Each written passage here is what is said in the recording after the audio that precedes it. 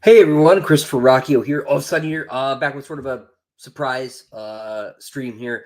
It's just sort of been hard to schedule them with the 1 month old, so we had a window and figured I would go for it. So I hope you all are doing well. It's good to see some familiar names: Joe, Steven, Y on the Fall, Josiah. Good to see everybody. Talking story, John. How are you doing?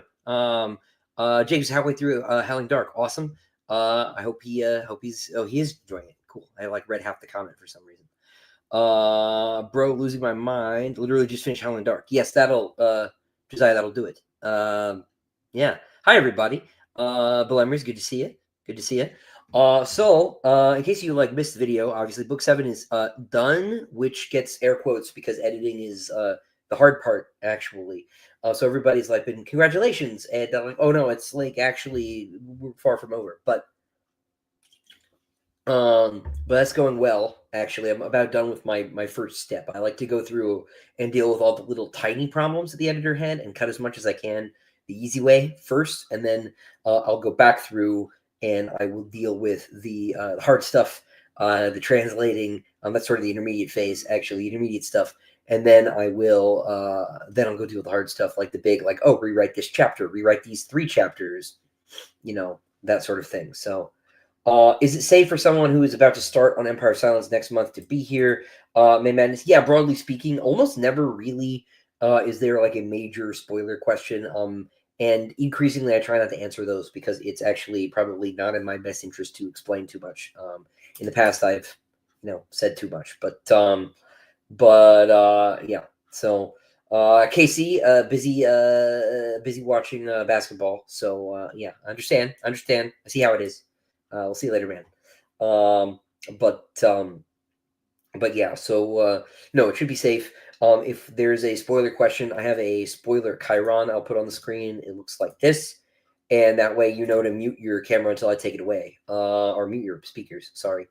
It's been my brain is, as you might imagine, in about 8 different places. So yeah, no, it's usually pretty safe. Mostly we talk about writing and about publishing more than we talk about Sun Eater in particular.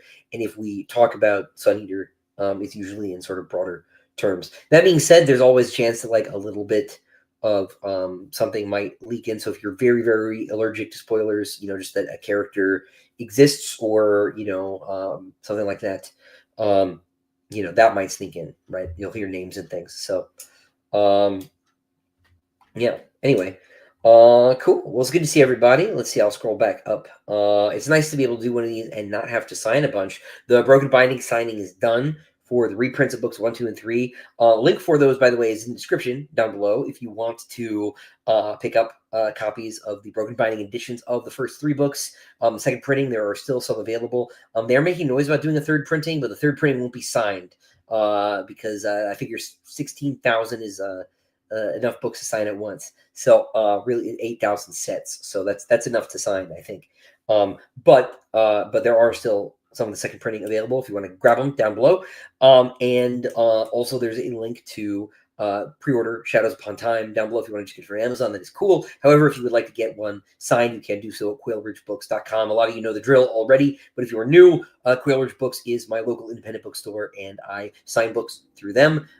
Wherever you are in the world, they will ship it to you. Obviously, shipping rates may vary and may vary somewhat extremely, but they will send you a book. I will sign it for you. You won't have it on release day because I won't be in the store until release day to sign the books, but you will get it signed. So if you would like to do that, you can at the link down below. Yeah, surprise with the stream. Listening to the series on audiobooks, started my hardcover collection, have books 1 and 2. Awesome. We'll have some news about 4 and 5 very, very soon. 4, 5, and 6 are out of print in hardcover at the moment, but that will swiftly be changing. Almost done with Disquiet Gods. Can't imagine how hard some of this book must have been to write. It was a nightmare, Drew. Disquiet Gods was bad. I think Disquiet Gods ultimately I will feel like was harder than Shadows was. Shadows was just very long, but it was a different kind of grueling. It was like sort of the difference between running a marathon and like lifting 500 pounds. Neither of which I know anything about from firsthand experience, but like you can. But the analogy holds regardless of my physical fitness levels. I felt like I was going to have an aneurysm working on book 6 in a way that book 7 didn't. Book 7 had different challenges, but they weren't congruent by any means. Josiah, that is a really big question. How has my religion and beliefs affected the way you've written Hadrian? Some of the themes throughout Sun Eater. Um, the short answer, because this is really like this is like could be a whole interview if you really wanted it to be, is that it maximally and not at all, right? Like the broad strokes of like what things are in the world and how they relate to one another did not change. When I was working on book 1, I was still in my agnostic phase. I was an agnostic for about half my life, although it's getting to be less than half my life here, so that's cool. And as I was revising book 1, I sort of had a return to my native Catholicism, and I was stuck with this book that I'd already written, already sold, that already had a bunch of assumptions in it that I no longer really agreed with, but I'd written the book. So I needed to find a way to sort of adjust. And in a weird way, that change between the me who'd written the first draft and the me who edited it and then wrote book 2 and so on, was analogizable to the difference between Hadrian, the young man in the book, and Hadrian, the old man writing the book. So there was like an extra distance because there were 2 Christophers and there were 2 Hadrians, and that was really cool. But like the world building didn't change. It was just the relationship, the character, and the relationship I had to the text changed. Sort of the short answer to that question. It's a very big question. Chris, will there be an event in North Carolina for the release? There absolutely will. There will be, yes. That week in November. It comes out on November 18th. There'll be more info about that and about other things that may be happening in relationship to that closer to time. Daw is working on getting some things sorted out as far as the release goes. So stay tuned, everybody. Almost done with Disquiet Gods. Thank you, Tanner. Sharang, Martian Luther, welcome back. My favorite Protestant username of all time. Red Barrow King recently enjoyed it quite a bit. And I think the sci-fi setting through the lens of fantasy was done well. It is a fantasy setting too. It is both. But thank you. I'm really glad you liked it. Just ordered a copy of Adventures 50, my Thor story. I hope you like it. I can't vouch for the rest of the book, but I think my 11 pages are very good. So, I'm considering watching Rome, Hannibal, or Twin Peaks. What do I recommend next and why? Oh, Rome is the shortest. So if you want to watch all 3, the most effective way to get through 1 would be to watch Rome first. Rome is tremendous. It is just super great character work. It's reasonably true to the culture of the setting. Obviously, they take some liberties with the narrative. They've got this upstairs downstairs thing where they take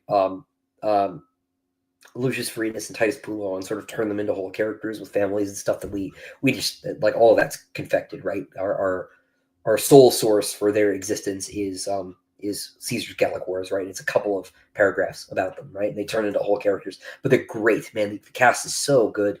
The sense of how different, how alien pagan Roman culture is from our modern Christianized and then de-Christianized culture, right? It's so stark, right? It's great. The cast is great. Just everything about it's great, and it's 2 seasons. I think it's 10 episodes each, right? So you can just sort of you can get through it relatively quickly. Whereas by contrast, Twin Peaks is the longest of the bunch. I am just about done with season 2 of Twin Peaks now, and I'm still enjoying it. It takes a little bit of a dip towards the end of season 2. Just kind of meanders a little bit in a way that TV isn't allowed to anymore. So like in a weird way, I'm enjoying it because all the characters have more time to breathe. But like they're just sort of doing weird things. And I get the sense it's about to come back together in a cool way. But I'm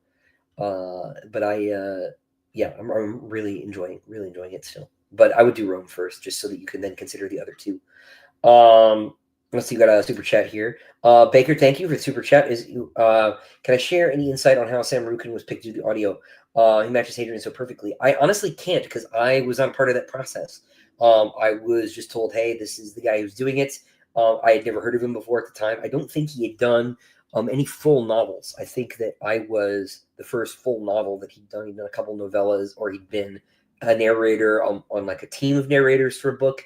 And so, I had to go and figure out who he was and what he sounded like, and I've been delighted ever since. But I wasn't a part of that process at all. Whereas by contrast, I did pick John Lee for the UK recording of book one. We couldn't keep him. He was, I think at the time, he was playing Malvolio for a Shakespeare production on stage, and so he didn't get to. He was busy, So they moved on to Saul Reichland and then another guy before they just started buying the U.S. recording licenses. But no, I didn't. I didn't pick him up.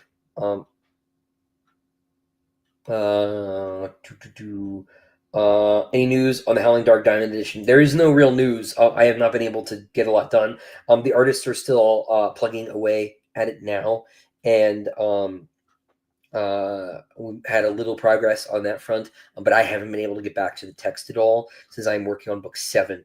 And my priority at this point, I think what I'm going to do is I'm going to finish book 7 and get it out to copy edit. And then while it's copy editing, I will turn around and I will work on my revisions, finish my revisions on Howling Dark. I got to chapter like 56, so I'm most of the way through. But I will do that, and then we'll get rolling. By then, the artists should both be done. God willing, artists willing, and it should be a relatively short process for you all from ordering to receival. Is receival a word? You know what I mean? Reception, delivery, rather than we take your money and then we like wait 2 years for Kickstarter, because we took a lot of the money from the first book and then just reinvested into book 2, where with book 1 we didn't have the capital for art and printing. Printing is, especially printing books like that, is so expensive. I put more money down printing the Diamond Edition of Empire of Silence than I put down on my house, just to give you a sense. And so I couldn't have afforded it without the Kickstarter. But now the reaction is self-sustaining. We have successful fusion as far as finances go, so we will do as much development up front moving forward, and rather than so yeah, so that'll be the plan. But no news yet. It'll probably be a little while. Will those who have the Anna Other Stories anthologies get notice from and a write-up for the Murdered Son? You should be, yes. If you're nervous, you can always check in. Murdered Son is at the printer right now. I had a picture from Rob 2 days ago, or was it yesterday? All the cloth binding has been printed for the covers. So they are in assembly now. And his plan is to move very quickly into Empire of Silence production. So I think those will actually be on sale within a few months as well. So Kieran Yander is going to sneak in a couple more pieces of art for the book real fast, and then we'll get rolling. Yeah. So if you're nervous, like I say, I would just check in with them.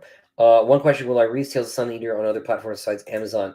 Not at the moment, because it's part of the advantage of it's being on Amazon is that it's on Kindle Unlimited, so it's $0 for people who really want to try out the writing, and part of the agreement there is it doesn't go onto other platforms.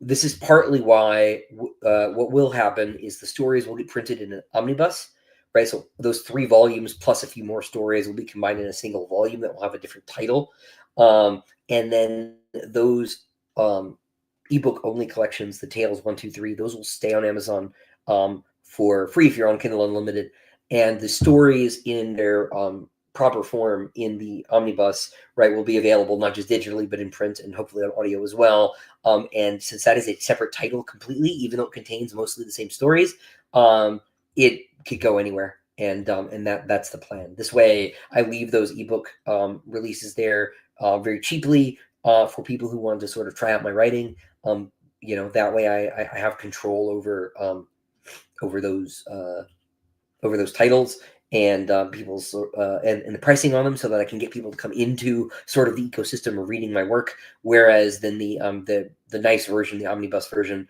will be available for everybody, right? And at every platform, because I know I'm sort of missed the news story. I know people are not happy with Amazon right now, but I was dealing with a small baby who was born a month early at the time, so I don't know about a lot of that, except that people are mad. And I've been too busy to figure out what's going on. So anyway, but yeah, that's the plan.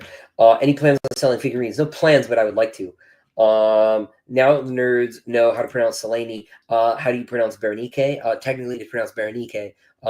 I am a Dark Souls fan, so I am used to people say Berenique, and I think whatever. But I care a lot less about that one because people haven't made an issue out of it.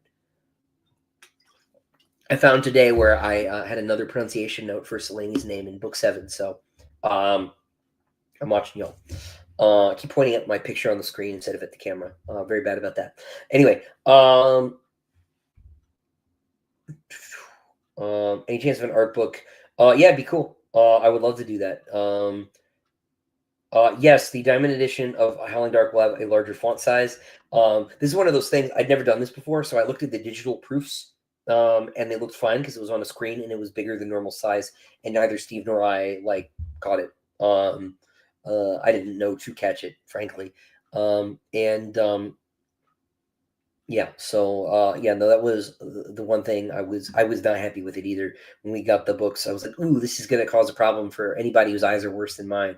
Um, and so yeah, but I didn't notice until we had the damn things on the pallet, and at that point, it was like way too late to do anything about it because the whole thing was just so late. Any more on the new Diamond Edition leather bounds? Yeah, Johnny, if you just jump back like maybe 5 minutes, I was just answering that question. Although I'm behind on the chat, so you probably heard the answer anyway. Any hope for me coming to Europe, France, Belgium, UK? I would love to. There is a small chance that I will be in Spain later this year. I may be going to a convention there. Depends on if they want to fly me out or not, because book 1 is coming out in Spanish later this year. But that may be it. And unfortunately, it's at a time when I will need to come back pretty quickly, so I can't make a whole big thing about it. So, but that is possible. We'll see what happens. What made me write a book about Crispin? I wrote The Lesser Devil because I was at Worldcon in 2018. It was right after Empire of Silence came out, like maybe 2 months after. So I had no panels and nothing to do the whole weekend. I just went to go because it seemed like the thing to do. And book 2 was already finished. I'd finished Howling Dark before Empire of Silence was released. And so I was so far ahead, and I was bored on this trip because I didn't know anybody really. There were a couple of people I knew, but they had stuff they were doing. And I was at this convention that I between you and me, everybody, I do not really enjoy watching panels. It has to really be a specific topic that I'm interested in, with people that I would like to hear talk about whatever the thing is. For me to want to go, I would much rather go outside at the science fiction convention and go eat lunch somewhere than listen to a panel about what is grimdark, because I already know, right? Why is that a panel topic? I just don't understand. Everybody knows.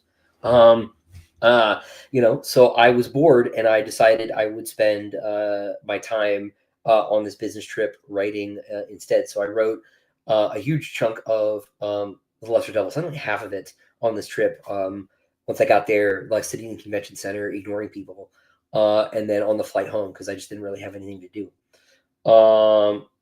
Yeah. Yeah. So that was why. It was also because I was so far ahead. I didn't want to. Yeah. Yeah. Yeah. Sorry, I lost my train of thought there. I was so far ahead that it just wasn't. I couldn't think about going on to book 3 in case something changed. And yeah. So. Yeah. I didn't want to write book 3 if book 2 was going to get completely hacked up, basically. Sorry, I keep reading other questions and losing my train of thought. What are my thoughts on the audiobook version of my novels? I think they're great. I think they did a great job. There are, so someone asked about pronunciation earlier. There are some things that my narrators say differently than me, but that I always tell myself is fine because there are probably people in the Cinder universe who also say Selene's name wrong, and that's okay. Would I ever write an episode of Doctor Who, given the opportunity? Maybe. My rule for saying yes to things that's not my own stuff is how much time will it take? So I did the Thor story because it didn't take very long, and it was very cool to have an opportunity to work with Steve McNiven, right? Who's just a lovely guy and a genius at what he does. But like, if someone were to ask me to like write a Star Wars novel, I would decline because I don't want to spend like a year working for somebody else because I don't have to, and I would rather work for me. And I like my stuff more than I like Star Wars, frankly. So and I have said no to, not Star Wars. It hasn't come along precisely, but like to other things that people would have heard of, that I'm much more interested in my own thing. So. Um, how are the salesmen all able to fit in one star system? Star systems are very big. It wouldn't be a problem. You could fit like 2,000. You could fit 2,000 moon-sized objects in our solar system very easily. The question is, can you fit them all in orbit around one planet? And the answer is not a very close orbit, probably. But probably also not all of them, right? So. Um, but you could fit all the CLs in one solar system, no problem. Did I consider entering for the Arc Prize? No, I did not. I very excited about my friends over at Arc Press. Dave Butler, David F. Sherrod in particular, very close friends. I worked with Tony Daniel for a really long time, and I'm excited that they are got a new publisher coming together, which is really cool. But I am sort of contracted out with like I'm pretty locked in. And so I couldn't write a book for another publisher right now if I wanted to, right? So yeah, no. Best Iron Maiden song. Why is it Hallowed Be Thy Name? Man, that's probably the right answer. It's so good. Yeah. I do like Flight of Icarus a lot though. I like Flight of Icarus a lot. And despite the liberties it takes with the myth, it takes liberties for a very good reason. And I like the Trooper a lot. But those are all very cliche choices, but Hallowed Be Thy Name is probably the best one.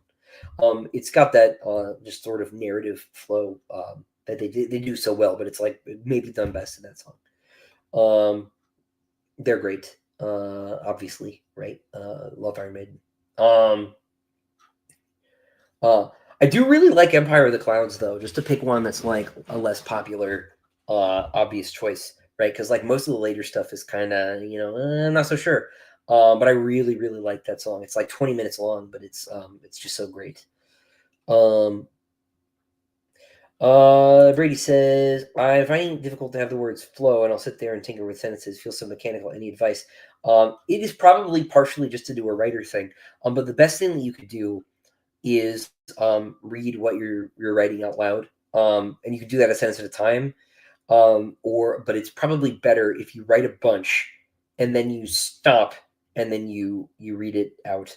And one thing you might do is, if you have someone who could read it to you, if you could both sit there with copies of it, and especially if you have a paper copy, right, double space it, get a red pen, all right, and then you don't have to change it on the fly, but flag the sentences that are bothering your ear when you listen to someone else read it to you. Just underline them or something, and then go back and look at those sentences and try them again. Because what probably is happening when you do that is your auditory processes are picking up on musicality issues in your language, and this is something you like have to practice a little bit too. But it's not so different from listening to someone play a song and hit the wrong key, right? You'll hear when a sentence, like something is wrong, even if you don't know why, right?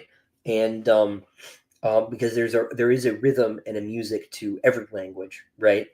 And you can detect that. Some people are better at it than others, right? In the same way that some people have perfect pitch and some people don't, right? But you can still hear like that sentence could have been better. I'm not sure how yet, right? Just underline them. If you have an idea in the moment, write that down too, right? For what you think could change. But I find that engaging those different parts of the brain, especially if you only work on the computer, getting into physical paper and using a pen changes the sort of neuromechanics of how you're engaging with the material in a way that's almost like you're a different person, and that can help. So um, when will Broken Binding 4 and 5 come out? They have not announced a date. I have not been told a solid date. My understanding is in the sort of back half of the year, closer to the holidays. I think before book 7, because I don't think they want to step on also B. So I would want to say like September, October is maybe the idea, but But yeah, so um, you said once that you read Lord. Each time you read Lord of the Rings, you discover something new. What was it last time? It wasn't so much something new as it like sort of clarified for me. So this last time, I actually only got as far as Bree because I was going to Dragon Seal in Utah and back, and when I got home, I just didn't pick it up again. Too much going on. And the thing that really clicked for me was Tom Bombadil, who was very polarizing for some silly reason because he's amazing. Tom Bombadil is great. And it occurred to me that really like Tom Bombadil is right. Um, you know, at least symbolically, right, and like maybe literally in the lore, right, is the spirit of that part of the world, right? Like he is. You could think of this in Christian terms, right? He's like a principality. He's like an angel whose responsibility is that patch of the world, right? You could also think of this in animistic or like Shinto terms. He's like the kami of the old forest, right? And what struck me about that, right? And those are very similar ideas. The principalities, the kami, right? They're not exactly the same, obviously, but there's enough you can kind of understand them as similar. Um, about this is that Middle Earth is alive and enchanted in a way and to a degree that most modern fantasy settings just aren't, right? The places want things, they have feelings about what's happening in them, right? And this character of Middle Earth, characteristic of Middle Earth, right, is very fairy tale, right, and very fantasy in a way that, like I say, a lot of modern fantasy settings just aren't. The setting is alive and has intentionality to a degree that really isn't done anymore. And I thought that was very beautiful and felt very special, right, to me, right? Like I've always really enjoyed the Old Forest Barrow Down section of the story, but having that sort of appreciation was very nice. New appreciation of it, very nice. Um, Prime Legacy. Would I ever consider short stories exploring the alternate events after Murdered Son? Maybe, yeah.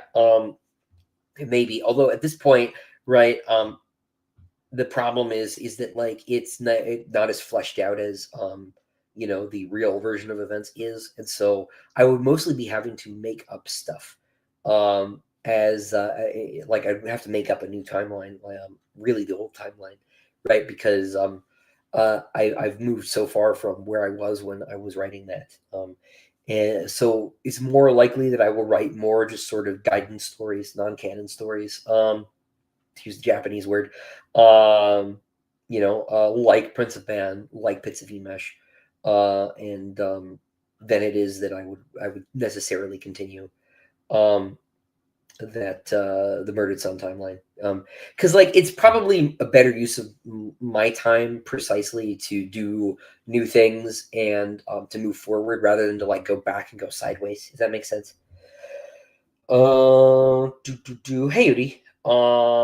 Sam Rukin was co-narrator on Pride and Prometheus by John Kessel. Yeah, who's my professor in undergrad. Yeah. Yeah, he was. Um, uh, any word on the doll hardcovers of Disquiet Gods? No. They're going to do them, but I don't know when. So publishing financials be crazy. Yes, yeah, man, it's crazy. Um, what do I think is the near future for traditional publishing and corporate media stagnation in general?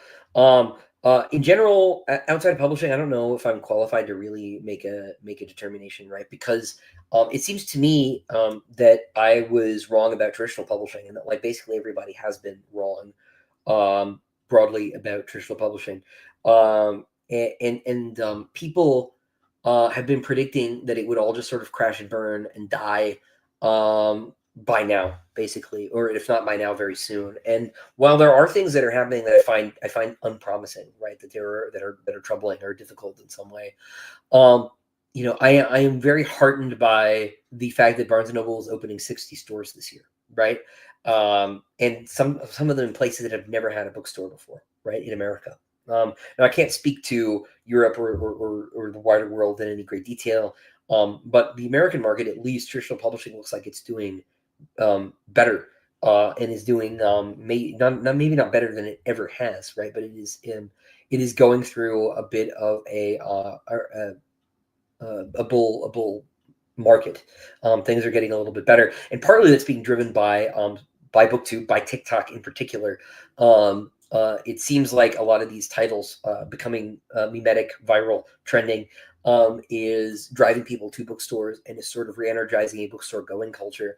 Because one thing is that for most of this year, actually, I have done better in bookstores than I have on Amazon week to week, and that is something that had never been true of me ever in my career. And that's super encouraging because those then are sales that never existed before and a vector of the market that for me has never existed before, which is very encouraging, and partly can be attributed to the fact that I've become more notorious, but also may simply be the result of this sort of like mimetic virality driving book purchases and driving people to bookstores. Another thing that seems to happen too is that um, the uh, the events of 2020. I don't know if you're allowed to say the p word on YouTube yet. Still, so I won't. But the events of 2020 drove everybody into their homes for a while, and that was really good for writers that everybody knew about. It was very good for Brandon Sanderson. It was very good for Stephen King, George Martin, J.K. Rowling, right? Because like all these people, right? It turns out that as many books as George Martin and Brandon Sanderson have sold, the population of people who have never read their books is still far larger than the population of people who have, right? There's still effectively like an infinite supply of people who could be readers out there somewhere, right? For everybody, but even for them, right? And so these people came home and they're like, well, I'm stuck. I may as well finally read Game of Thrones. I like the show, I guess, right? And so they read that. And the sort of long tail effect of this has been that people started reading habitually. Some people, not everybody, right? Like I'm not saying like America in particular is now like a very literate culture, right? It's not. Most people still aren't readers. However, the number of people who are readers seems to have increased, and the number of people who are readers seem to have strengthened in their readingness, right? And so things actually seem to be pretty positive, right? Now that does not mean that like necessarily there's a large volume of stuff that I personally want to read, right? That was one of the things that drove me to write these stories in the first place. Is like no one was, and and so like that hasn't necessarily changed. I'm not interested in romance fantasy, personally, right? And so I would like to see a different fad, but there will be a different fad at some point, right? And there are things being done, hello, hi, me, right? That are not that, right? And that are doing well in this paradigm. So I'm mostly pretty sanguine about everything, actually. Maybe it's a bubble, right? Maybe it'll burst. But I at least things are going so well for me at the moment that it's hard for me to be too pessimistic. So yeah. Anyway, sort of end speech. I think I had the wrong question on screen the whole time. Yeah, good job, me. That was this question. Um, Sorry. Let's see. Orion, why is it so early? Because the children are sleeping. And reliably, the evening is like the time the new baby in particular likes to be most awake. So, how do I personally rate Shadows Upon Time? It gets 5 out of 5 difficulty stars. But so did book 6. So hopefully that's a good sign. I can confirm nothing officially about my next project. I have been told to stop talking about it. So, which is a good sign. So, but I am very excited about it. I am in early stages on like world building and stuff while I'm working on working on the edits here. Um,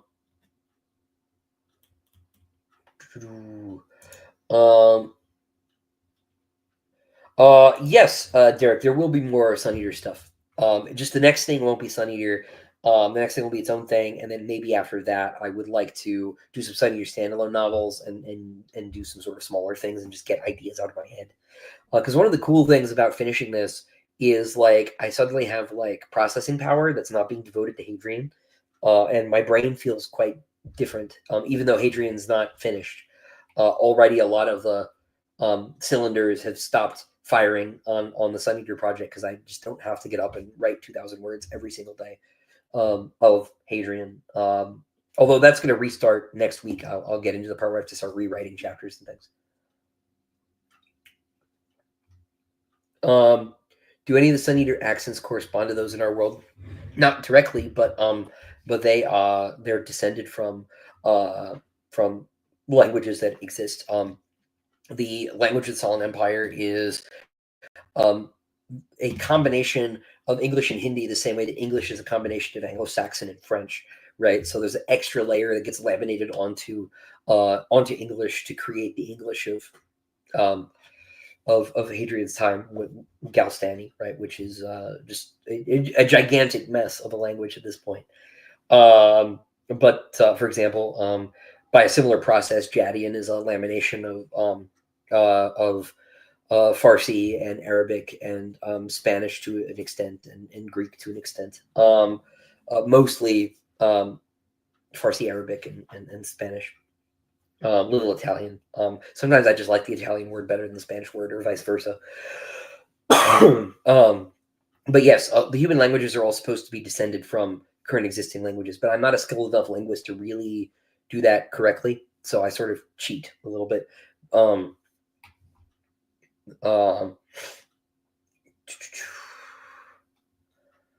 there is not an estimate on the pre-order for the next Diamond Edition. I'm going to get to it as soon as I do the edits on book 7, get that out the door. That'll be my next thing. I did have time between turning in the first draft and getting it back. I had a week because Dave Butler had already started. I'd sent him like an 85% complete file, and I sent him the rest. So while he read the rest, I wrote another Adaman story, which everyone will get to see next month. It'll be up on my Patreon. So if you're already a patron on the $10 level or higher, you get to read it. But if you're not a patron and you don't want to be, you can purchase the story singly through the Patreon. I'll do a link for that. Those have been very fun. So I'll do an Adaman story next month. I have committed to doing 3 Adaman stories for the for the Patreon for the year. So those will be the first one, and those will be original stories. Trying to increase the value I provide folks over there. Can we talk Steve Diamond into doing an edition of the Solar Cycle? I know someone could write a hell of an introduction. Yeah, that'd be fun. That'd be fun. I would like to do that myself. A lot of people are very quick to call something grimdark if it's graphic. Sure, right? I personally so specifically, the reason I don't like sitting in on the panel is I don't believe these genres really exist. I don't think they're genres at all. I don't really think that science fiction is a genre. I think science fiction is a kind of storytelling. I think Daniel Abraham called it a mode of storytelling, which I thought was pretty good.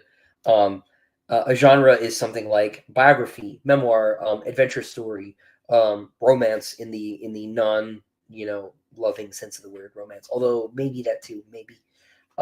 Comedy, tragedy, these are genres. But you can do all of those with science fiction or with fantasy for that matter. I have a very different way of thinking about genre than most people, and so being on a panel that's like, what is grimdark is death to me. And I would sooner go to the dentist. Actually, like my dentist a lot. But I would sooner go to the dentist than listen to a panel about stuff like that. But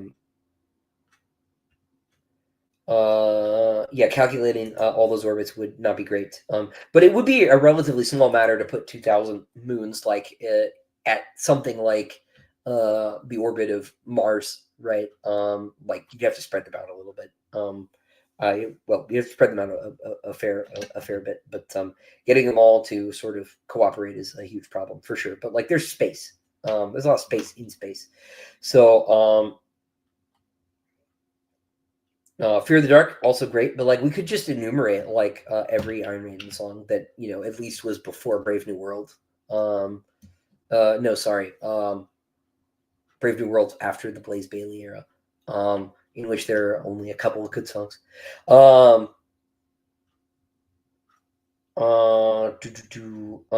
Any science fiction recommendations that aren't super mainstream? Science fiction in particular.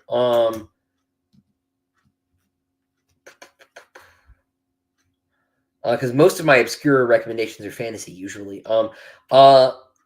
This is still like more mainstream than me, which is also part of the problem, right? I always feel like, but if you haven't read Lois McMaster Bujold's For Kosuken Saga, you totally should. Don't be put off by the covers. Trust me, they're great.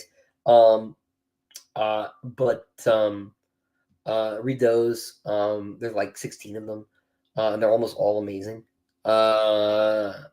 Read it's older. Read Candle for Leibowitz. It's my favorite Hugo Award winner. It's great. Um, it's my favorite, probably my favorite single science fiction novel. You can't go wrong with Philip K. Dick. But I like um, everyone goes to Do Androids Dream of Electric Sheep, which is awesome. You should totally read it if you haven't. But like Ubik is awesome. Uh, and a lot of you want to like obscure science fiction recommendations, like read someone's short story collection, right? If there's an author you like. Philip K. Dick is a great example of this. Read a short story collection. Some of those authors' best work is in the short stories. Gene Wolfe's got like 4 or 5 short story collections. They're all amazing. Same with Dick. All of his stories are great. I love Imposter. There's a movie they made out of Imposter with Gary Sinise that's takes some liberties with the text, but it's not terrible. It's quite different, but it's an interesting adaptation case. But yeah, I would look at their short story collections. Pick an author that you like, especially if it's an older author. Newer authors don't necessarily have them, and then go read the short stories. Read like Lafferty's stories are great. R.A. Lafferty, or Paul Anderson's stories are great. But go look at that. Oh, speaking of Paul Anderson, go read. Oh, this is fantasy. I was gonna say go read Three Hearts, Three Lions. It's a fantasy story though, but you should totally read that. It's one of my go-to obscure recommendations because nobody reads Anderson anymore, and they should. If I'm going to Spain, Constantin, I will. It'll be posted on like my newsletter and here on the channel and everywhere. Yeah. Did Bruce Wayne's descent in the streets of Gotham in Batman Begins inspire Hadrian's story? Not consciously, but I could certainly see why you would think that. Why you would think that? Obviously, I grew up watching Batman Begins on loop, but I wasn't thinking about it consciously.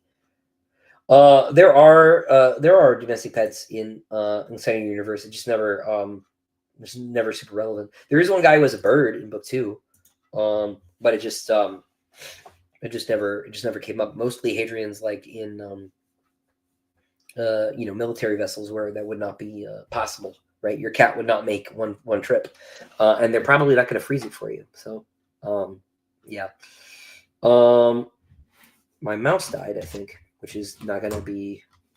Yep, dead as a doornail. Great, awesome. I guess I will have to be right back. Give me a second, because now I can't click on any questions, and I can't even mute the stream. That's great.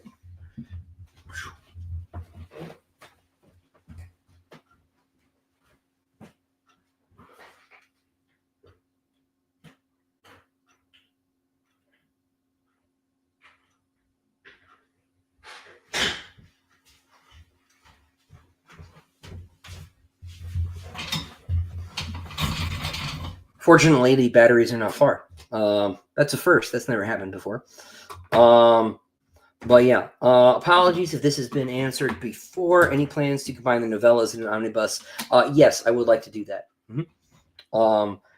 It's further down than doing the short stories. It's more important that the short stories happen than the novellas. But yes. Should patrons expect to receive new cards in April? Yes. The 2 new commons actually arrived yesterday. Waiting on the Hadrian Tales 1 variant card to come in. And then I need to write the entries. So I'm going to try to do that this weekend. And get moving. So and get them on their way. Hopefully next week. Actually, if they're all here in time. I know some people haven't gotten their late December mailings. But we will we'll resend them if we need to.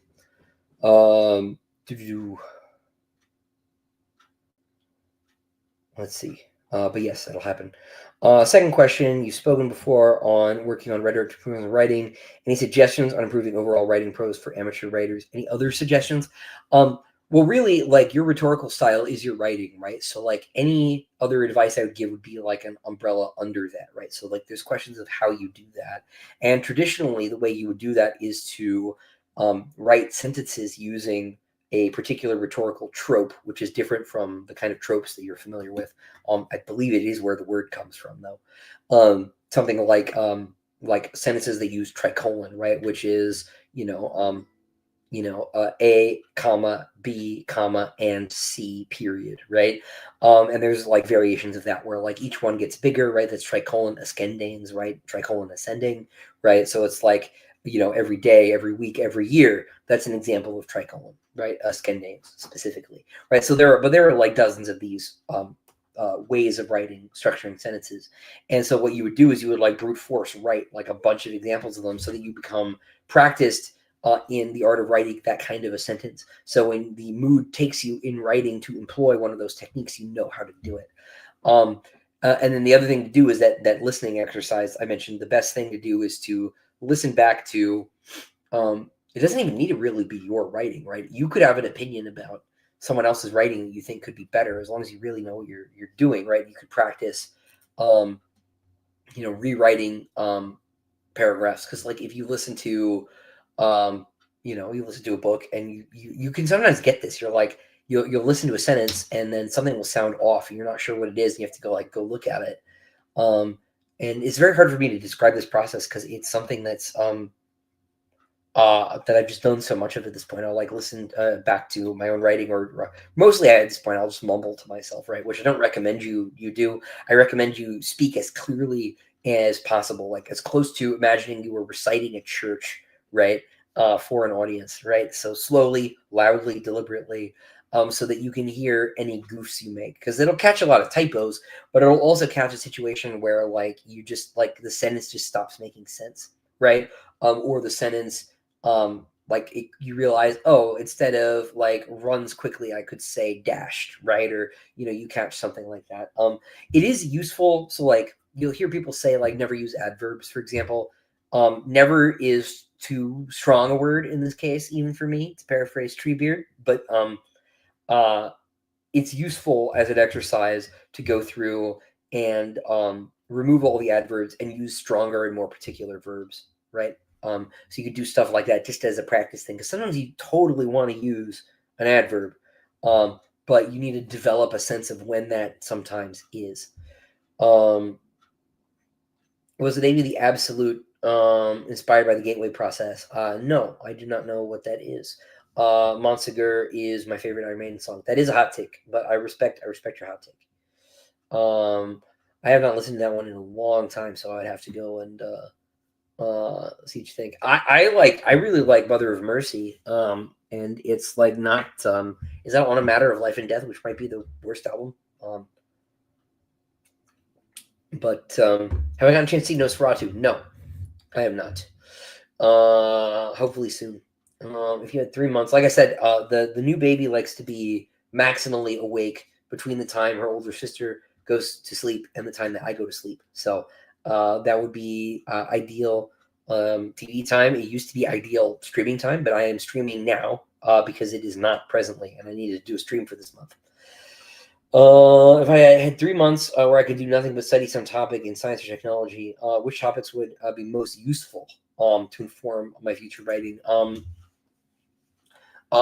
Probably most useful would probably be some more like basal practical stuff. It would be like how do submarines work, right? How do spaceships work? What are the mechanics of stuff like that? How do you navigate? How do you astrogate, right? Sort of practical, more grounded stuff than like the really out there crazy stuff like what is quantum mechanics exactly, right? Probably the most practically useful stuff would be lower down on the tree than the really like out there kind of crazy stuff, because stuff that's like dealing with like sort of deep space observation, like looking at galactic filaments and quasars and very remote objects and stuff, or like really sort of granular particle physicsy stuff, like what exactly are neutrinos and what do they do, right? That's probably not as immediately useful. Um, yeah, but probably something like um, like aeronautics would be most immediately useful. Do. Who's my favorite character to write between Alexander and Selene? I like Selene better. Alexander's maybe more interesting is not a fair word precisely, but I like Selene. She's a good person. So um, I think that is an interesting take on Bombadil there, right? As an endemic figure, but he's not a human. Is the problem, right? Um, you could maybe analogize him to pre-fall man in some way, right? But um I don't know that Tolkien is getting at him being an exception to the nature of the Adain, right? He's an Adain that is somehow exempt from the doom of man, right? Um I don't think that's it. I do see your point though, so I would need to think about it a little bit more. But I would need to see um I would need to see how we deal with the Doom of Man issue and whether or not he would be exempt from it. I keep not clicking on questions. Um have I ever commissioned art for Lorien Aristides? Yes. He's on one of the trading cards. It's on my Instagram. You have to scroll a little ways, but it's on there. And he's on the cover of both editions of the Dregs of Empire, the standard edition and on the cover of the Dregs of Empire and Other Stories. And all three of them look different. They're from different artists. Lorien has proved an especially hard character for people to um, agree upon. So, uh, most fun side characters are Polino and Lorien, and maybe Lorien doesn't count because he's on the cover of Dregs, but Dregs isn't a main book, so I will count him anyway. But yeah, no, it's Lorien and Polino are the most fun characters. I can't answer that question, Ty. Um, if you could go back and the decision was to split books 4 and 5 didn't happen, would you have liked that version more? Um, I couldn't possibly like that version more anymore. I've committed to the new version, and so much good has come from it that going back like that, while maybe more relaxing at the time, would be less good at the end of the day. Um,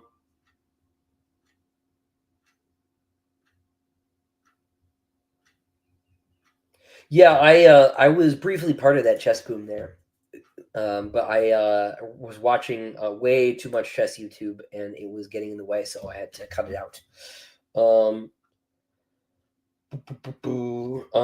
worked at a call center and would sometimes pick up the communal romance novels, almost burn off my eyebrows, and I've never been the same. Congrats on number 2. Thanks, man. It's good to see you. If a salesman world's engines fail and was left straight in the middle of space forever, how long do you think you could survive there? This is a good question. Uh, long enough for everyone to be real miserable. Um, the it may be possible for them to make it just indefinitely, maybe, right? But that's a question of how stable the rule of whoever is in charge is, right? And the the Cielson you could think of as obligate monarchists, and so they're very dependent on the character individually of their leader. So we would have to see on who's in charge. What are my thoughts on the cover for my books? I've been very very fortunate. They've all been great. So um, yeah, no, I've been very fortunate to work with Kieran and James and everybody. It's been good. Um, um, whoops, where'd I go? Jumped on the chat. I think I jumped up actually. Hold on. As you guys can tell, I'm off my game. How would I feel? Would I accept it if a producer wanted to make it into a TV series? I would love it for it to be a TV series, right? But it would need to be the right TV series. I am not shy about saying no to things I don't feel good about. but you know, because it is possible for a bad adaptation actually to ruin the books. People say that's not possible, and if you don't like something, just go back to the old thing you already had, which is not fair because like people deserve new things. One, it's always a stupid argument that people make. But a bad adaptation can hurt the original because it can damage people's desire to go back to the original, or to explore it in the first place. I will say simply, ask Aragon, and refuse to elaborate. Right? You know, it killed. Well, I'll elaborate a little bit. It killed all the momentum that series had when I was a kid. Obviously, like Paolini's fine, right? He sells more than I do, but like, the growth stopped. Have I read the Court of Owls comics for Batman? I think I did. I know what the Court of Owls is, but I don't know if that's just from osmosis or if I read the comic or not. Who do I think would be a good villain for Batman 2? I kind of have a feeling they're moving in like a Hugo Strange Scarecrow direction with the way the Penguin worked, with how much Arkham was involved, and they were going to make an Arkham show. And I don't know how much of that's getting sublimated into the next movie and what's going on exactly. I do get the sense they're moving in a Court of Owls direction. But I mean, even with the first movie, the Riddler was the nominal main villain, right? But really, like Carmine Falcone was like as much the guy, right? And so yeah, I don't know. I don't know. I suspect you're right in that we're moving in a Court of Owls direction, but do I think it will be a lot of revision work required for book 7? There is a lot of revision work. I've been working on it for the last, is it 2 weeks now, or is it a week? 2 weeks. Yeah. And it's going pretty well. I have probably at least 4 to 6 weeks to go, which is a lot for me. Because you need to bear in mind that like books 2 and 3 are virtually unedited, because I was not given time. So, so this is this is a lot for me, but yeah, no, I feel pretty good about it. And I don't want to say it needs the editing. It sounds like it's bad, right? But like it will benefit greatly from further attention now that the book is over, right? Because really, you can only really fix a book when it's finished. This is one of those things, people going back and looping through. You can fix a sentence, that's fine.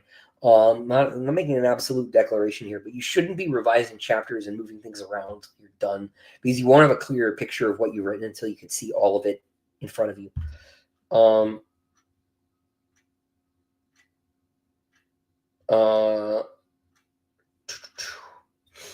Let's see. Find your books. Love them. Books 1 to 3 were released not long ago in the original art. Is there any plans? Yes, there will be more news about the U.S. books getting re-released in hardcover before too long.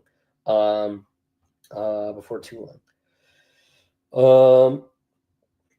Let's see. Who would I cast as Hadrian? Well, if we were to like get into production today, right? My pick for Hadrian has always been Harry Lloyd, who was Viserys in Game of Thrones. But by the time like something realistically could get started, he might have aged out of the role, so who knows? But he's always been my guy. Maybe the name of your protagonist portrays this. But of the big names, Aurelian, Trajan, Hadrian, etc. Who do I consider the best emperor? I'm a Justinian guy, actually, but Justinian is not a great name for a main character, I think. I actually broadly think the 5 good emperors are overrated. Trajan's pretty good. Marcus Aurelius, definitely overrated, actually, because for all of his accomplishments, they get undone by the simple fact that he picked his son to succeed him, and that's a huge problem because Commodus was a fatal error for the empire. So, yeah. But yeah, I'm a Justinian guy. Justinian's the man. Stanley, how's the baby? What I give it for Lent? The Lent thing I'm gonna skip, but the baby is great. Everybody's doing good. So, under your definitions, then, what genre is Sun Eater? It is technically a memoir, but you can't really catch flies with that. So we say science fantasy. Hello for Chattanooga. It's a great town. Been there many times. Just finished my re-listen of Empire of Silence. Man, so many little nuggets I picked up on after I've caught up on the series. Yeah, it'll get you. It'll get you. Scanner Darkly is amazing, 100%. Brave New World is a 5-star banger. Blood Brothers is epic. All true, all true. Caleb, hey Christopher, just finished Howling Dark. Was wondering if Adrian could have traded. No, I don't want to read that question out loud just to not spoil people, Caleb. But no, that wouldn't have worked. What was the series I just recommended? Was it the Vorkosigan Saga by Lois McMaster Bujold? I recommend people start with Warrior's Apprentice, which is technically the third book, but fourth book, depending on how you count. But the earlier books are either a standalone that's falling free or about a different character, and are sort of, you could think of them more like prequels than the start of the main story. I would contend the main story starts with Warrior's Apprentice. Any tips for keeping a big bad from becoming cartoonishly evil? Let it happen. Just let it happen. No. The thing that's really struck me lately is the way to write a good villain is not as people say, right? It's like the villain thinks he's the good guy, right? No, that's too Weasley, right? You need to tell yourself for a minute at least the villain is the good guy, right? Because like the villain actually thinks that way, and depending on your story, like it might be true enough, right? Like if all you've got is like a clash of ideologies, right? You as the writer, it behooves you to be value neutral and to write character A sincerely, and then to write character not A sincerely, right? And then so what this looks like, practically speaking, right, is that you should like really look at your villain's virtues, right? Your villain might be a bad guy, but he might be courageous, right? He might be honorable. She might be might have a very profound sense of justice, right? Your villain might be like very prudent, right? Like might be, I'm just listing classical virtues, right? But like your villain might be like very smart, right? And you should like those are all good things, right? About a person, right? Villain could be kind, right? Actually, right? Kindness, it doesn't like kindness can't exist in a vacuum, right? Hannibal Lecter is all about some manners, right? And to look at the virtues of those characters and then to take them seriously as virtues, right? Like this is a good thing about the bad guy, right? Actually, right? And that will keep you from descending into mustache twirling, right? If you want to keep from descending into mustache twirling, right? But there are times when you do actually like want like to descend into mustache twirling, and that's okay. I'm pretty sure someone would say that I've done it a couple of times, and I wouldn't disagree. I'm not going to say which characters I think are mustache twirling, but it's probably obvious, right? It's not Doriaika. But to really focus on the villain's virtues, right? In the same way that like you could think of this almost like people are so obsessed with flawed protagonists, right? Every protagonist has to have a flaw, right? A flaw in a villain looks like a good thing, right? So think about it that way, maybe.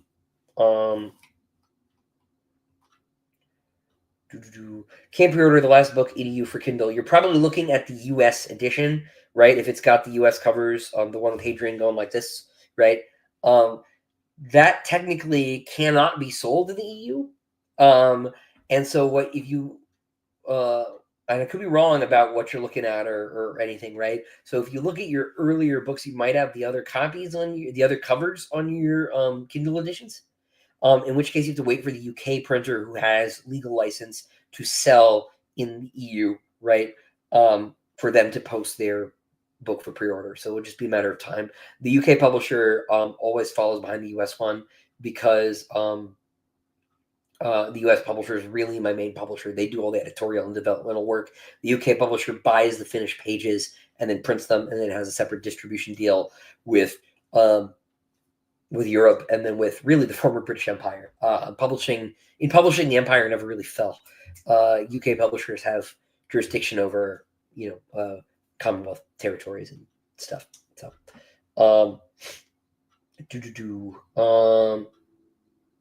0 out of 10 live streams, so prepared. Yeah, I was not counting on that battery going out. But they're all 0 out of 10 live streams if you ask somebody in the comment section. So,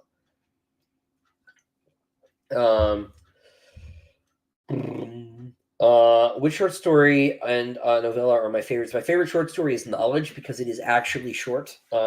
Most and My favorite novella is Queen of Mid Ashes for the same reason. It's like the only one that's technically a novella. The others would be counted as novels for the purposes of winning Hugo Awards. So it's the Queen of Mid Ashes is my only real novella, but don't tell anybody else I said that. So um, um, what I feel like is the key to fun dialogue and back and forth. Some of the most fun I've had with Sun Eater is when two characters are at odds and are just talking versus fighting. What do I prefer writing? Um, it depends. Like I have a lot of fun writing dialogue. It'd be very easy for me to write nothing but dialogue and like forget about all the rest. Um, but therein lies the key, right? And this is something I've said this before. It's like my one like big piece of writing advice beyond outlining is look at your paragraphs like physically on the page, like how long are they and how do they begin. If you realize you've written like half a page of like one line dialogue back and forth, that's bad writing, and you need to go back and you need to layer in some paragraphs that start with action and movement on the part of the characters or description, right? And then get some of those paragraphs to like embiggen basically so that the rhythm is not too hypnotic, because it's just you want some one line back and forth. That's called stickamithia, right? And it can be very, it can speed the reader up, right? It can get them very excited. It can make the conversation very tense and very electric. But you can also like forget who's talking if you're not careful, right? And so um, you need to mix it up. But you can physically see that on the page by looking at the size of paragraphs and the way those paragraphs begin. And the key to good dialogue and to good scene setting generally, right, is to not be too samey in your rhythm, right, in terms of paragraph length and paragraph style. If you write the same paragraph over and over and over again, it physically looks the same, whether that's a one line bit of dialogue or like a 10-line descriptive block, right, or a 3-page never ending paragraph, right? You can physically see all of that by like getting the page over here, right? And just looking at it without even reading it. You can see where you've fallen into a pattern, and good writing um, doesn't have a pattern like that. The melody of the words is a little bit more subtle than just that, except when it's not, right? I do love me some like one sentence paragraphs. Um, uh, GW Braden, I couldn't possibly comment on that. When do I recommend you do the Tales collections auto reread? First time reading those, so it depends. You could reread them if you're doing a reread. You could reread them all at the beginning. You could reread them all at the end. But if you want to read them in as close to time order as possible, usually the way I do this is I look at what the latest story in the collection is, and then I put it there in the timeline you could read. Um, and I'll do the novellas too. You read Empire of Silence, then uh, Lesser Devil, then Howling Dark, Queen of Mid Ashes, Tales 1, Demon in White, Tales 2, Kingdoms of Death, Ashes of Man, and then Dregs of Empire, Tales 3, and then Disquiet Gods. Um, Hi, Shelly. Um, yeah. Any tips on how to describe an environment without it feeling like this looked like that? There was a thing here. Yeah. So what you do is look at the verbs, right? The verb really is the most important word in the sentence, always, right? Um, and so you broadly, there are really two kinds of verbs. There are action verbs and there are linking verbs. Linking verbs are is, was, right? Will be, and variations thereof. Whereas everything else really is an action verb, and it's those action verbs that you really want. And so to build a scene without doing that, right? Because if you use a lot of linking verbs, you need linking verbs. But if all of your writing is linking verb based, then you're writing a technical paper. If you go and look at a academic journal, every sentence in a scientific paper uses linking verbs, basically, right? It's like probably 4-1. It might be closer to 8-1, 10-1 even. Um, because you'll still use action verbs, obviously, but like really, it's like the result of the test are right. Group A was right. Blah blah blah blah blah. In fiction, right, or for that matter, in creative nonfiction, in journalism, you often want sentences that hinge on verbs that are more interesting. The leaves blew in the wind, right? The water ran down the hill, right? And you paint an image there that way, right? You paint the setting out of sentences that are really, in a sense, unconnected details, right? You can think of them as brushstrokes, right? You have one sentence where you like talk about, say it's a house, right? The sunlight streamed through the windows, right? Turning the red walls to sort of brown, right? Or something like that. And if you think about it in terms of those action verbs, right, then you will avoid writing the "this looked like that, there was a thing" sentences, because you're starting with the action of whatever the thing is, and it can be the action of something that's not moving. Like I said, the sunlight, right? Um, and you think about then the relationship between objects um, uh, as being defined by these actions, right? The sound that the air conditioning system makes, right? The ticking of the clock. I'm thinking things in the room. You shouldn't do the ticking clock. That's a super big cliche, right? Although you can, and it is okay if you do. But like it is a cliche, right? Um, and you start with there, right? And then you sort of go from there, right? Is if you're trying to communicate a mood, right? You focus on details that help to convey that mood, right? Like if something is sleepy, right? If the room is undisturbed, you might think about things like the light again, right? But you might think about like the dust moving in the light, and then talking about how quiet it is, and then there's like, I don't know, there's a cat that stretches on the mat, right? Whatever, you can see how like the physical details of a space then can be sort of brought up to another level where you're trying to convey the feeling of the scene and the mood, and maybe the theme of the story in a certain way. And the better able you are to integrate those higher level like thematic mood things with the physical action and the appearance of scenes and the feelings of characters, right? The more integrated all of that is, the better a writer you are, and you can almost measure that mathematically, right? Obviously, people's mileage may vary, but like, you know, um, infuriatingly opaque. I will be infuriatingly opaque and not answer that question, um, because there's still a book left, and if I answered it, I would in any way it would be perhaps saying too much. Um, how would a new writer find beta readers? That's a good question.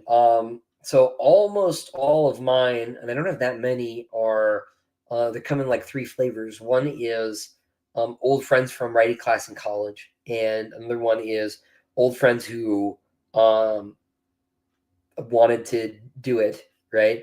And then the third group is like readers who got promoted through one way or another. Um,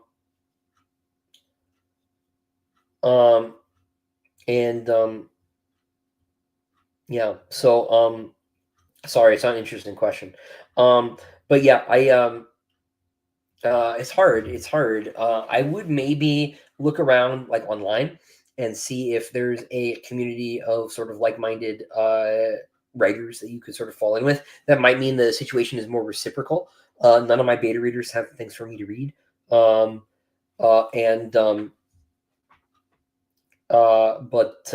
it'll be hard. I've never like actively sought beta readers out.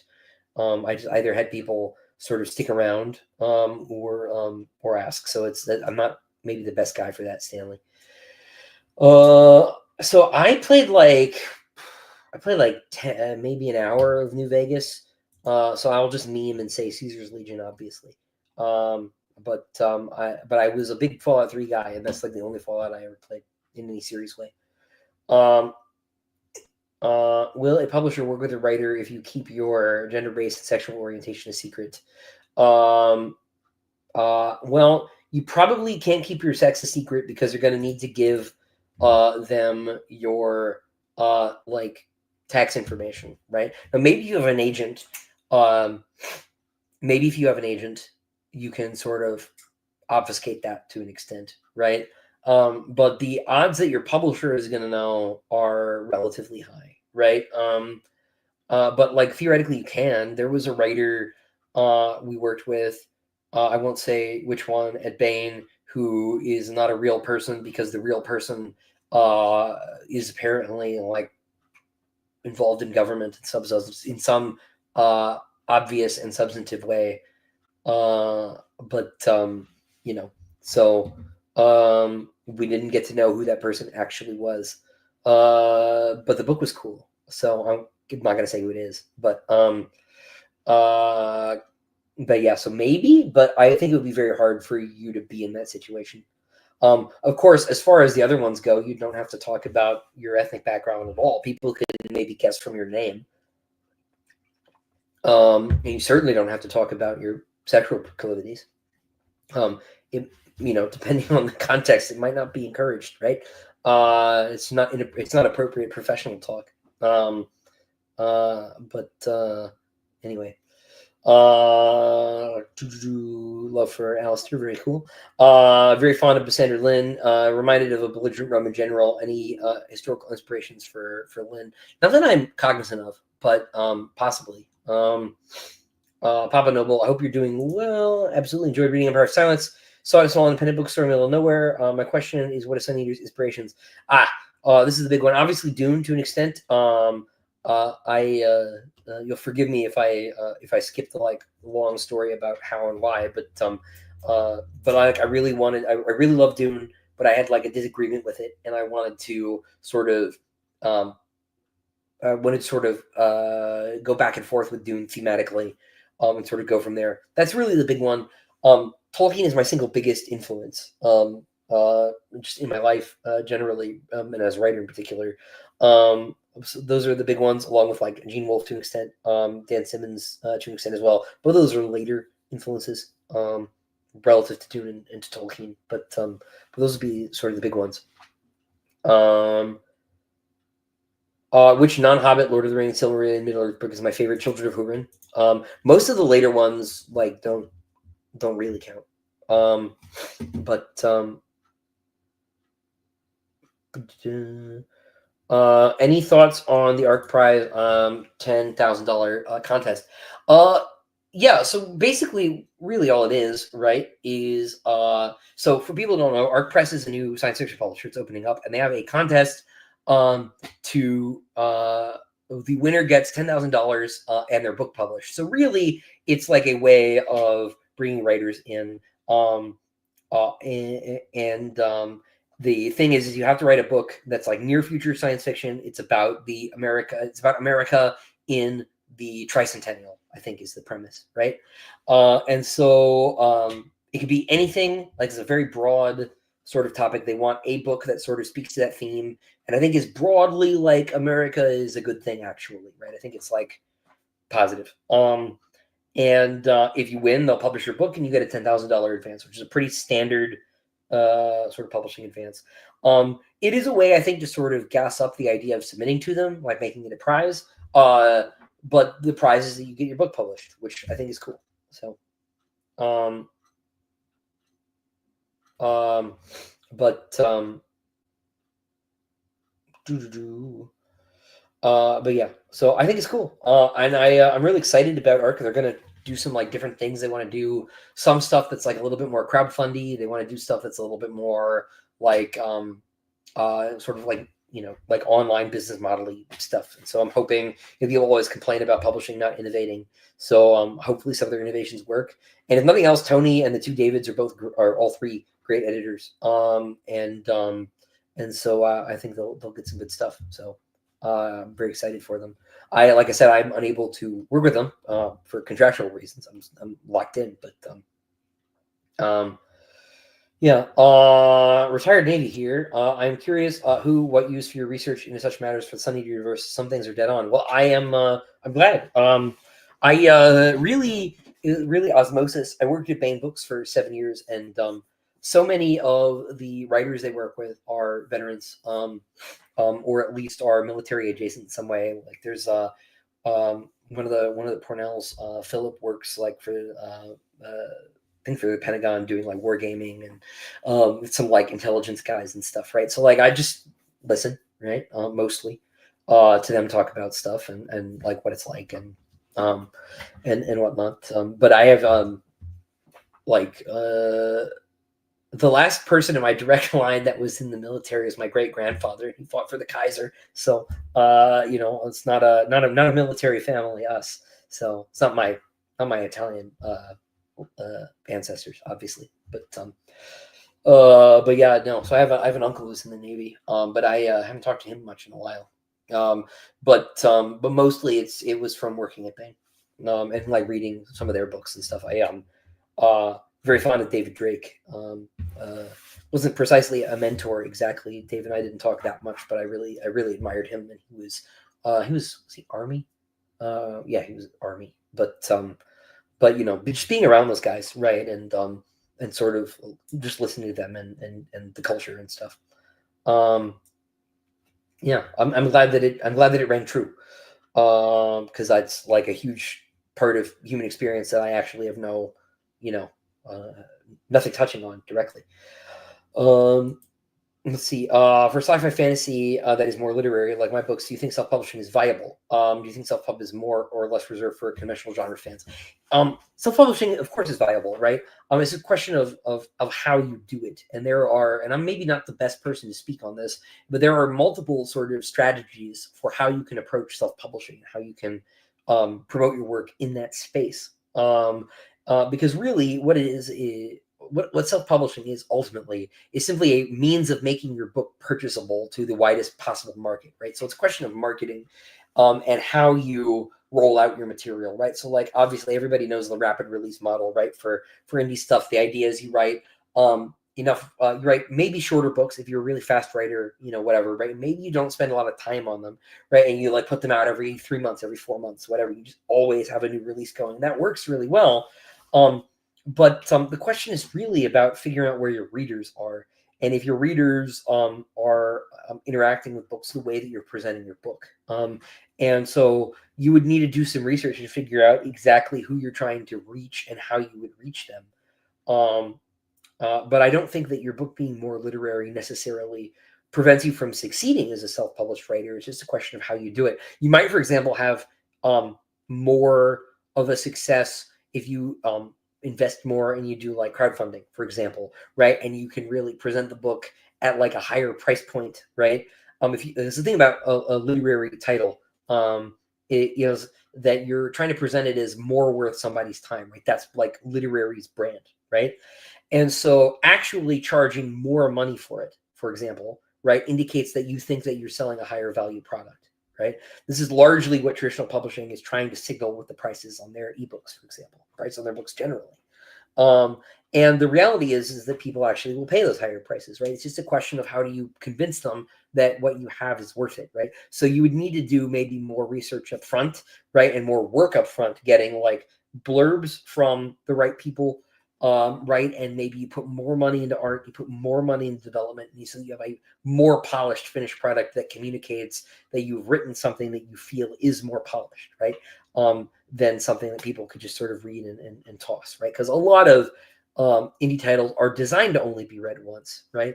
And that's not a slight on anybody, right? You need to think about these markets as almost selling different products, right? They're all fruits, right? But some of them are oranges and some of them are tangerines, and some of them you have to import from the other side of the world because you can't grow them here, right? So like you just gotta figure out what it is you have, right? Is it a pineapple?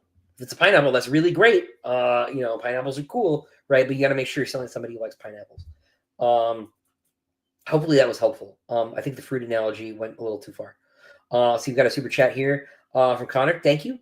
Active Air Force here. Again, great work nailing military stuff. Thank you so much.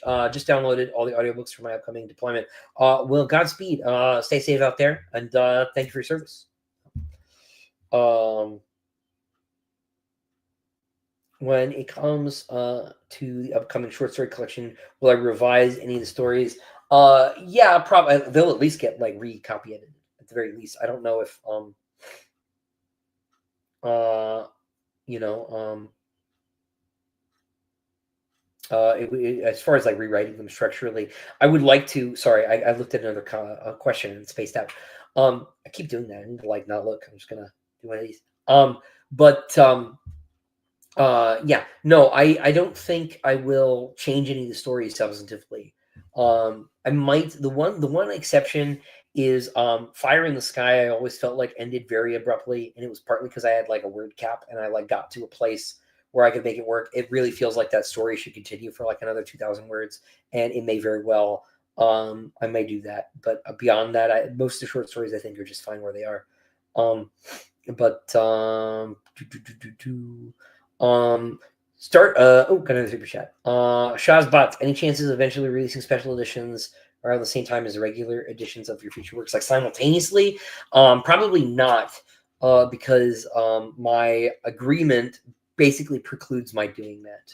It's not possible for me to put out like a special edition of a new book alongside the normal edition, like on launch, because part of the agreement for my getting the rights to print it all involves a time separation, so that the publisher has control over all the book on release. Because if I could sell 2,000 hardcovers at a higher price point than the DAW does on launch, like they would lose sales, and I don't want them to lose sales. So. Um,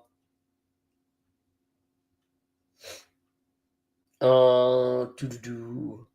Hive, I don't want to tell my Star Wars idea because I think I can make it work as a Sun Eater idea, actually, for like a future story. I think I'm going to do that. So, yeah. So, Starship Troopers is interesting though because that's like a bad adaptation that actually brought more people in a weird way. In part because I think Verhoeven is. I mean, he did read the book, like obviously, like uh, just so off, right? But it also like his whole idea, like he just made everything that he was trying to make look bad look good, and so people just came to unironically watch the bugs get shot, which the only good bug is a dead bug, so of course, right? It didn't work, right? Like it's one of those dramatic failures. It just didn't operate the way it was intended to operate. It's one of those times where the I'm not a death of the author guy or death of the director guy, but sometimes the author can goof up so badly and not understand what they've done that they lose control of the material, and I think that's one of those cases. But um, so I have not read Red Rising or Mistborn, so I can't really answer this question. But I'm sure it would depend on the context. If I did that one already. For blank canvas, finished cover, how does art direction work? Yeah. Okay. So art direction, you pick the artist. Let's assume you've done that already, right? How you pick an artist is no. We'll do that too, because this is really art directing is fun.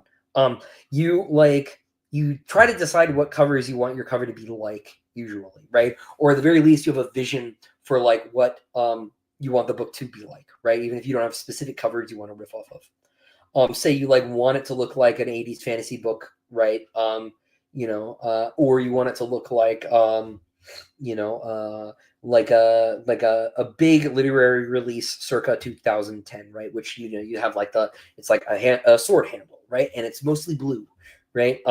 You got like a vibe you want to go for, and you find artists who have done stuff like that, right? And then you sort of whittle that down. You send them emails, figure out what their rates are, what you've got budgeted for. This is one of the big advantages to traditional publishing is you don't have to pay for that, and they will, and they will usually pay more than like you probably could, depending on where you're starting from. Now, if you're one of those people who has a bunch of disposable income, like maybe it makes more sense for you to just do indie. But this is one of those things that like you should think about, right? But then you've got your artists, right? What you do is what I usually do, right, is like I know what I want the cover to be. um you could maybe talk to the artist if you have like two or three ideas as who the artist feels most positively about, but like I usually am like, okay, I want the cover to be this, right? And then you write up a description, right, of what you want the cover to look like. You maybe provide visual references to certain things for things like costumes, right? um you know and then you let the artist cook, as I say. The artist will come back with some thumbnails. Those will be like to block out the characters on in the image, right? If there are characters, just a block of the image, right? Figure out where all the visual elements go and stuff, and like where the title might go, right, approximately. Because the real trouble with cover art is you need to make sure you leave room for text, right? Which between that and the fact that actually all the important stuff is on the right side of the image, if you're doing a wraparound, like cover art looks weird if you just put it on the wall. I've done it in my stairs, and you can always tell which ones are book covers, which ones are end papers, because the end papers do not have this balance issue. And so then they'll send you a thumbnail. You'll pick which one you want. You might make some tweaks to it, right? And then they'll go and refine that. And then you go back and forth, maybe a couple of times, refining the image, right? It may also be the case that after you pick the thumbnail, they'll send you a new thumbnail with a set of color temperatures. Like, do you want this like more blue one? Do you want this more purple one? Do you want this more green one? Like, what are you thinking, right? You say, I want the blue one, right? And then they'll come back with work up on the blue one, and then they'll sort of slowly refine it, right? And then eventually you arrive at the finished piece, right? And yeah, and you want to do like smaller and smaller changes each time. You don't want to, and you don't want to do too many. There's a real reason that traditional publishers keep authors away from artists in most cases is most authors get very particular about what the cover should look like, and they harass the poor artist to death. So yeah.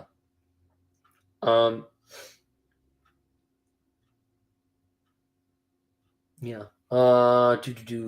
Yeah, 2 and 3 are virtually unedited. Yes. And 4 and 5 are mostly only edited in the extent that they were forced to be split. And I had to solve those problems. Would I consider releasing unedited versions in the future? Probably not, because I don't feel like they changed significantly enough to really be worth anybody's time. Maybe the pre-split version of 4 and 5 is interesting, but that's probably the only exception. And in that case, I really do think it's a worse version of those 2 books. It might be better paced, but I think it's maybe the less interesting version of those 2 books. There's almost never enough cut substantively to justify looking at the pre-edited books as different books. They're usually just slimmed down and sort of improved, not different versions. Murdered Sun is really the exception to that. The cutting in the cutting in Disquiet Gods and Shadows Upon Time sounds like a lot. I've already cut about 30,000 out of Shadows, for example, and we cut 45, I think, out of Disquiet Gods. It was 40. That sounds like a lot of words, and it is. That's longer than we cut more words out of Disquiet Gods than are in Queen of Mid-Ashes, right? But we cut them out like a sentence at a time, so there's not a scene missing from Disquiet Gods. And the practical reality is that you probably wouldn't notice much of a difference between the 2 versions, because what you're missing is like an odd sentence every page or so, and you just won't care. It's just like the original version of Disquiet Gods is like a fattier, gristlier version of Disquiet Gods. It's not that it's not like tuna where like the fat makes it nice. It's like it's the bad kind of fat that you can't chew through.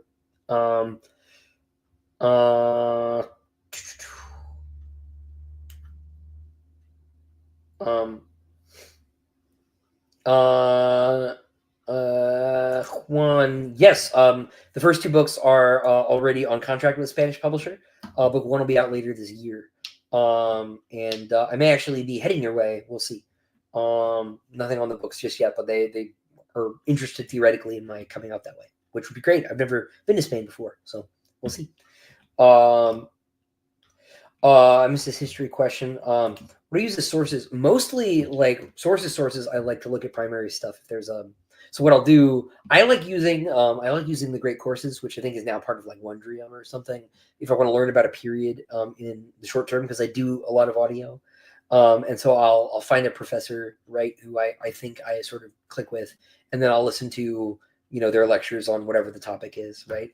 And then if I really want to go deep on something, then having that basic grounding, I go and look at primary sources to the extent that that's possible.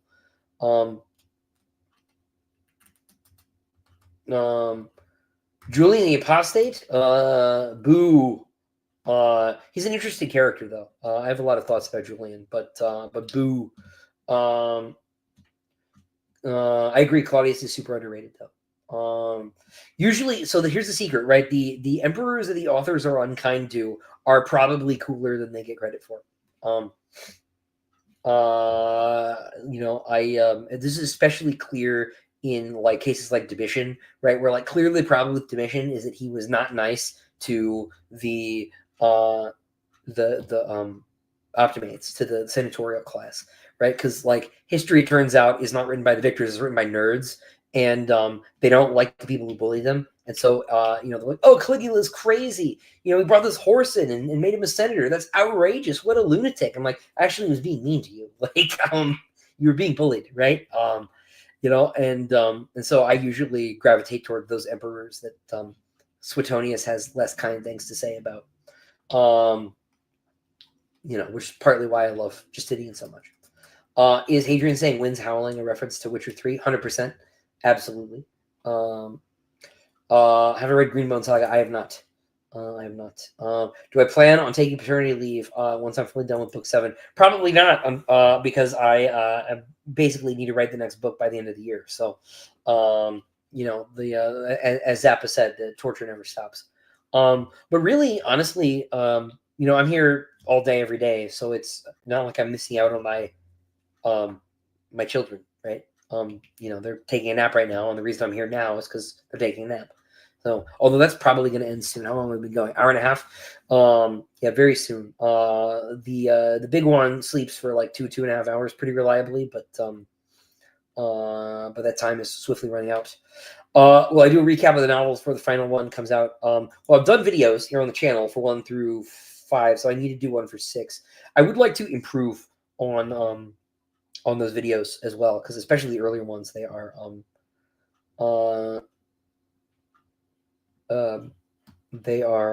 they're a little bit rough, let's say.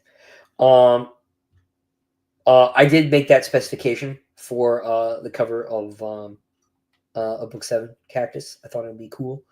Where again is the Tolkien quote in Disquiet Gods from? It is from the Arrival of the Fellowship in Lothlorien.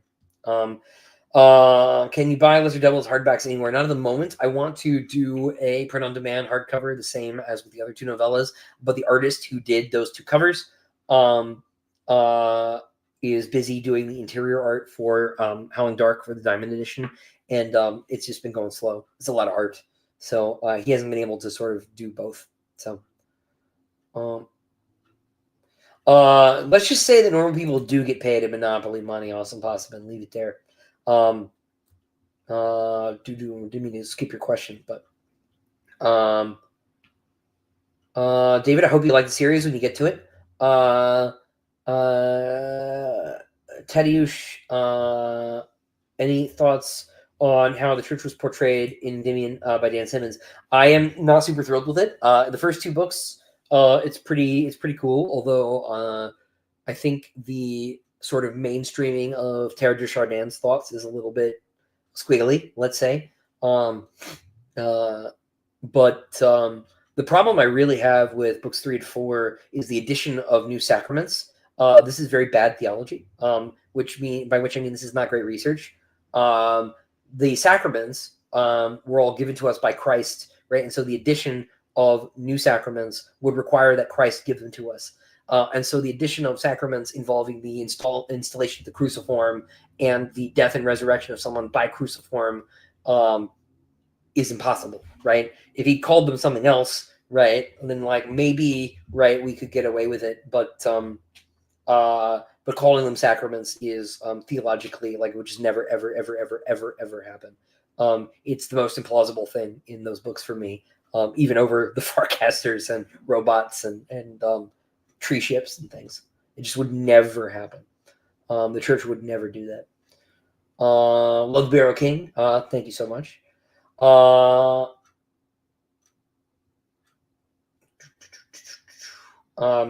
Would I recommend reading my series first or reading Dune and the other inspirations first? Read whatever you want to read, right? The relationship between my books and the books that they're based on isn't the reason to read either book, right? You can read Sun Eater without knowing these other books, and I think that's fine. I really regret the way we led with the inspiration talk in the marketing when we started out with Empire of Silence, because it, I think, has made a large part of the conversation about the books about that relationship and not about the books. And I just did another couple of interviews, and I talked about Dune for so much time, and it sort of dawned on me that, like, I like I'm kind of tired of talking about Dune, you know, and like I made that rod for my own back, right? Uh, but like it's you know, it's time to talk about something for me to talk about something else. But by all means, like you 100% should read Dune. It is great. It is a very important book in the history of science fiction. And I'm not saying I dislike it or anything like that, but uh, like all of those books stand on their own, right? You know, and they don't they are part of a conversation, but you should read whichever one appeals to you the most, Varun. And I hope I don't seem too combative in saying that. It's not like you asked a bad question or anything. I just uh, hope that my work stands without Dune. And so if you want to read it first, great, right? And if you want to read Dune first, great. And yeah, yeah. Um, and like lesson learned for me, because like it never occurred to me that people would think that the homage stuff was a problem, right, or something. I thought it was gonna be cool, and for most people it is. But I find that it's maybe the conversation about my books that's been the most painful for me to have as time has gone on. So, yeah, but that is a good question. I think you could read. I think you could read any of them, whichever most appeals to you. So, but yeah, uh, how do you write things you don't know? For example, writing someone who's smarter than you. Restraint. You write less. Is the simple version of answering that question. And if you can hide behind a character's ignorance, all the better, right? If you just like for example, Hadrian doesn't know how spaceships work. Because I don't really want to write about it. I have like a good sense of how I want this stuff to work, but if I knew more, I could write in more detail, and that would be a different kind of book. Um, and so I hide behind his ignorance, right? So if you could hide behind the ignorance of characters to not talk about things because they wouldn't even notice, right? You know, like do you know how a car works, like in great detail, right? You might not, right? For most people, they get in their cars and the car just works, and it only like really is a car when it breaks, right? Otherwise, it's the thing that goes, and they just get to work and they get to the store or whatever, and it's all good. And then they don't think about spark plugs and ignition and you know, cylinders and stuff unless there's an issue. They don't think about gaskets or the carburetor. Um, uh, you know, and you can tell I'm not an expert in automobiles either, right? Until there's a problem, and then suddenly they know all about air filters, right, for a week, and then they forget everything. And so if you treat your character's knowledge like that, right, you can not write a bunch of stuff. Um, but writing a character that's smarter than you, it's I have this sense that like it would almost always be preferable, for example, for a wizard to not be the point of view character. Because I detest hard magic, and I think that understanding magic ruins magic. And I don't want to write that way. Because I think it's lame, personally. And so for me, I think the wizard should always be like over here. And that wizard is smarter in a way than me, right? Because I don't know any of that occult stuff that I made up for the universe, right? And so putting that knowledge over there in a head that I can't get inside is another good way to hide information. So maybe you should make the characters that are smarter than you not the point of view characters, right? That's another thing you can do. Um, oh, I didn't mute my phone. That's fine. I'm gonna wrap it up soon anyway. Um, is Edward in Disquiet Gods the same character? Yeah, more or less. More or less. Um, Yeah, so my Andy, my understanding is the agent game is getting a little bit rough out there. It's not the same as when I was submitting, that's for sure. I got under the wire, but um one thing about uh I can't talk about the next thing, Midnight Chronicler. I've been asked not to, so uh do, do, do. Uh, will you meet Thecla in the Cave of the Man Apes? You should read on. The Cave of the Man Apes is awesome, so you should go read. If I were deserted on an island and I could only have 3 books for recreational purposes, what 3 would I pick? I'm gonna cheat. Lord of the Rings is 1 book. Book of the New Sun is 1 book. And if I don't say the Bible, someone in the comments section will smack me. So that's a pretty good choice. So. But also like I probably should be reading it more, so we'll put that on there too. See, those books are actually all libraries, so I cheated. But What do I think of the function of science fiction fantasy as mythology in this turbulent transitional period? Big question there, chicken tenders. Big question. Um, but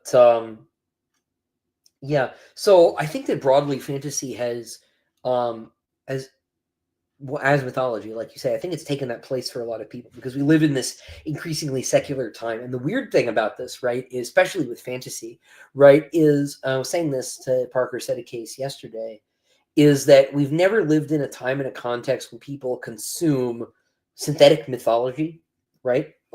Much less 100 different synthetic mythologies. And we don't really know what that does to a person, right? Or to people in the same way that we don't know how the internet really impacts society, right? Although granted, like it's to a lesser degree because everybody basically uses the internet now.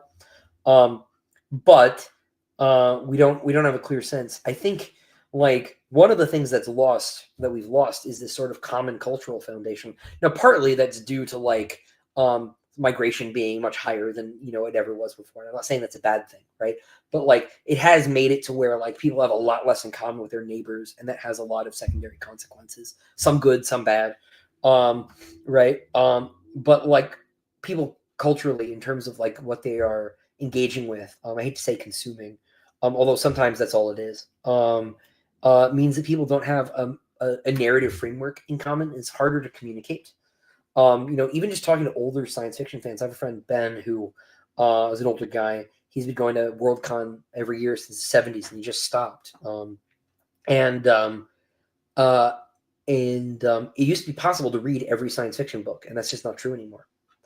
Um, uh, and um, and so things have sort of changed with how even science fiction fans can relate to each other. You talk to people like maybe everybody's read Lord of the Rings, maybe broadly that's not true, but like even I haven't read Wheel of Time, I haven't read Malazan, so like I don't have that in common with everybody who kind of assumes that I do, right? I get accused of stealing from books that I haven't even heard of, right?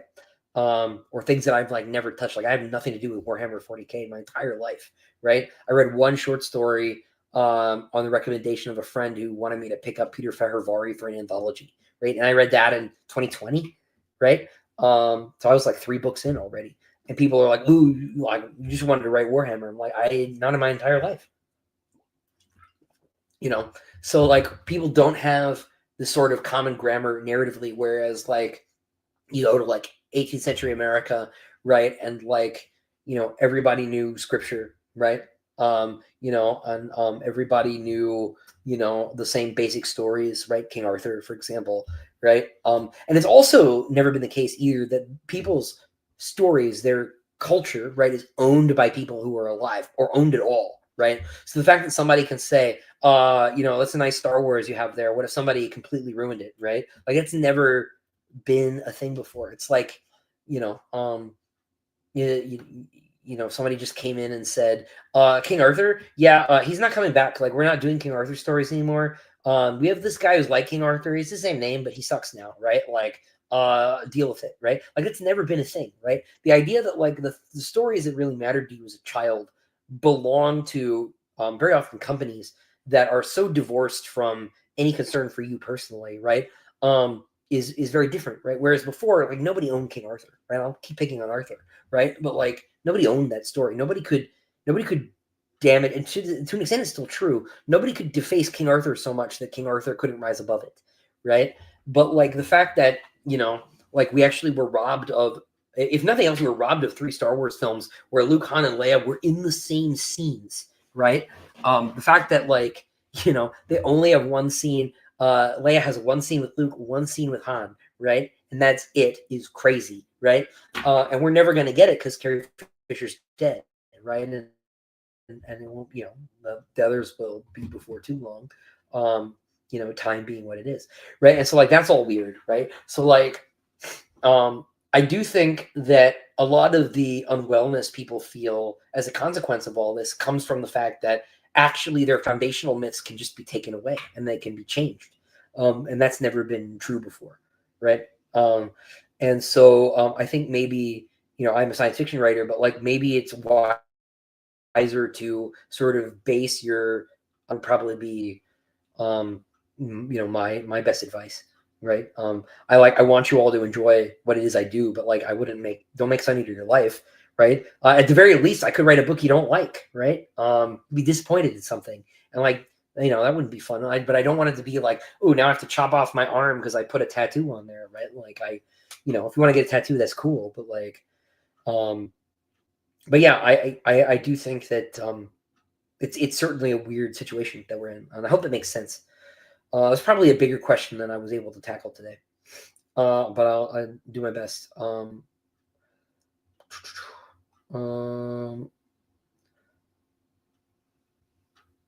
Speaking of big questions, a bunch of numbers, Samuel. I might need to skip those for the moment because my voice at the very least is starting to go in these last 10 minutes. But Samuel, the short thing I will say about afraid of trying with publishers because you're you're a Christian and you think they won't sign you as they sign me. So like, don't give up. It'll be okay. It's all right. Joe, if you did not like Hyperion, then I would recommend that you stop because the consensus basically is Hyperion Book 1 is the best one. There is a weird group of people who really hate Book 2. I don't understand them. I think they're crazy. I think Book 2 is awesome. But I am much less hot on books 3 and 4. And basically everybody feels that way. So if you don't like book 1, it's just not for you, and that's okay. Doesn't have to be.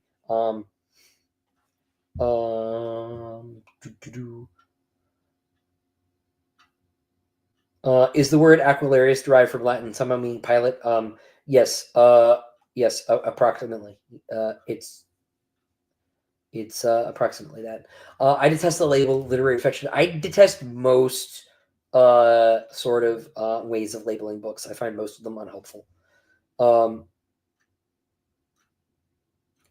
Can we get the Marlowe novella, fan service novella of Marlowe favorably hearing about all of Hadrian's triumphs?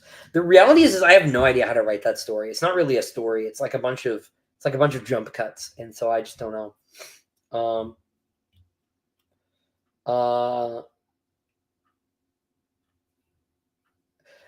Yeah, it's allergy season. As far as my voice goes, it's not that I'm tired. It's that I can like barely breathe. The trees are reproducing, and the cost of my neighborhood having all these beautiful flowering trees is that I suffer and die. But I'm being told by my wife that the toddler is awake, so I have to go in a second. Let me do a couple more questions real quick. Julian Apostate is not goated. He's a nerd and a failed nerd. But he does have some characterological virtues. My favorite thing about Julian, though, is he chastises the priests of Kubala for not doing charity, and they're like, "Nerd, charity is a dumb Christian thing. Like, we're not going to do that." So that even by the time, by Julian's time, right, like Christianity had been the religion of the empire for like 10 minutes. The sense of what religion is for changed so much because of Christianity that Julian, despite his best efforts, right, like is deeply Christian in his thinking. So I'll do. Let's do 2 more questions. Udi, thank you. You think that Dunamaj will age well? Yeah, that's very kind. Hard Magic is a snooze fest. Yes, I will also just play Magic the Gathering. Let's see. Let's see.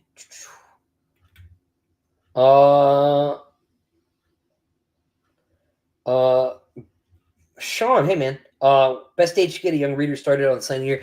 I feel very uncomfortable about this question, right? So my 12-year-old cousin told me that she was reading the books, and I was like, ooh, I don't know if that's a good idea, right? Obviously, like I was a very precocious reader, right? I was reading books that I shouldn't have been reading at that age, right?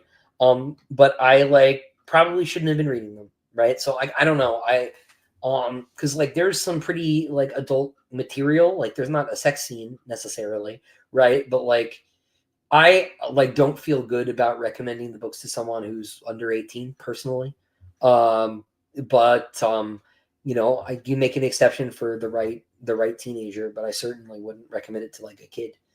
Um, uh, but well, yeah, we'll do one more question, and then what is my favorite out of the Iliad, the Odyssey, and the Aeneid?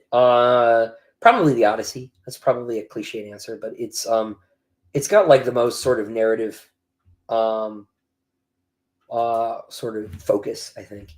The Iliad is sort of a snapshot, right? It doesn't contain the full action of the war, which people are kind of expect it to, and so it's usually not, I think, what people expect.